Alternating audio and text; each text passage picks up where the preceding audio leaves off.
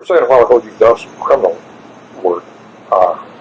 Can you tell me a little about that? What sort of? Oh, I didn't do much, but I taught criminal law, criminal procedures and courses. I did some, I never did a criminal trial. I did, jury trial. I did, probable cause hearings, other cases. I had some really tough crimes. I had one up here that the prosecutor called me years ago and said that he had a guy who was accused of rape, and the guy wanted a woman lawyer. And I do it as a favor to him. That's really awesome. Terrible case. You remember that case where I represented that guy? It was a fascinating case. It was really an interesting case. This guy was accused of raping a 12-year-old who was the daughter of the family he was living in Springfield. They lived on the side of the tracks in Springfield. And the guy was from Green Forest, where his family still had a little farm. And he was one of these rootless folks who wasn't going to make a living on the land, and he was kind of around. Ended up in Springfield looking. Another place over there. Of course, he claimed that he didn't. All this stuff. He took a lie detector test. I had to take a polygraph, which he passed, which forever destroyed my faith in polygraphs. But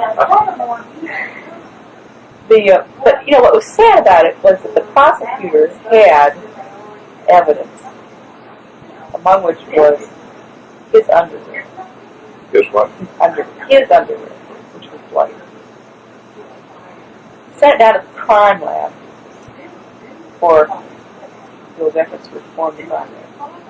Crime lab took a pair of underpants, neatly cut out the part that they were going to test, tested it, came back with the result of what kind of blood it was, what was mixed in with it, then sent the pants back with the hole in it for evidence.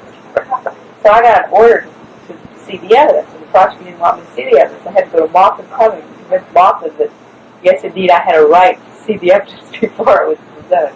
So they presented the underpants with a hole in it. I said, what kind of evidence is that? You've got a pair of underpants with a hole in it. Of course, the crime lab had thrown away the piece that they cut out. It was really awful. I mean, I plea bargained it down because they didn't have any. It turned out they didn't have any evidence. But I happened to be going to New York, and I took the underpants with me. I got special court orders, and I went to Brooklyn, where this man, whose name I now cannot remember, who had shared in the Nobel Prize for his work on the RH factor, and was one of the real premier investigators in the field of blood. He had retired from Sloan Kettering or someplace up there. He still lived in the same house where his father had been born, and now had a huge fence around it. He was sort of in this bombed-out section of Brooklyn. And he had taken a real interest in forensic work. And so he would analyze bloodstains if he got interested in a case. And so the story from the grapevine was if you could get him interested in the case, then, you had the foremost expert in the world willing to testify, assuming that it came out the way you wanted it to come out. So I wrote him and got an appointment to see him, and took a taxi over this section of Brooklyn I'd never heard of, never seen before.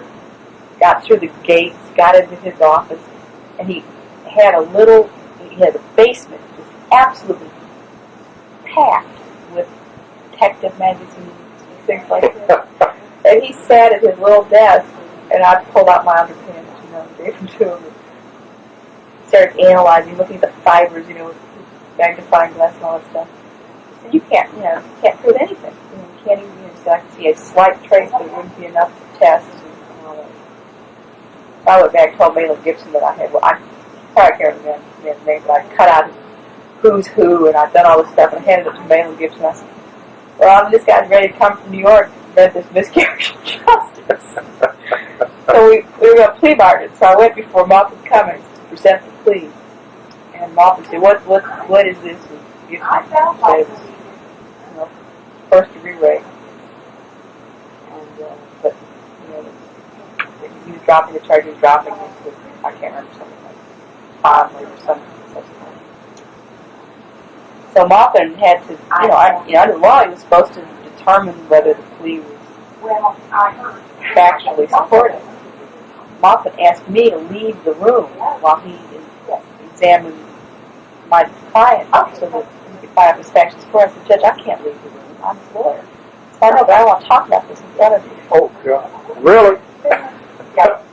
So that was Maupin. Had a lot of fun with Maupin. But anyway, I did some of that. How did it turn out? Oh, he plea bargained. We got him off. There was time served in the county jail. He'd been in the county jail about 2 months.